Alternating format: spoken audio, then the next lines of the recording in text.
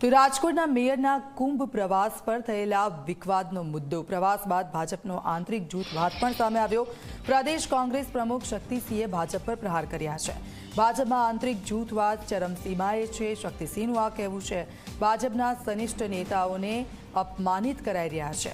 મહત્વનું છે કે મેયરે કુંભ પ્રવાસ મામલે સ્પષ્ટતા કરતા સમયે કહ્યું હતું કે કેટલાક નિવેદન કરીને મારી છબી ખરડાય તેવા પ્રયાસો કરવામાં આવી રહ્યા છે।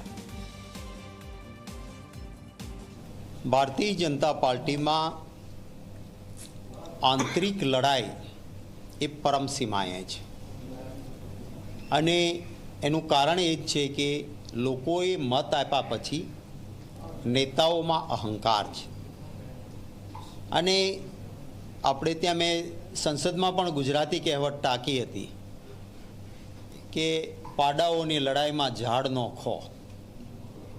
आ जूथों जे लड़े छे एना कारणे सामान्य लोको एमना कार्यकर्ताओं आने तकलीफ पड़े छे।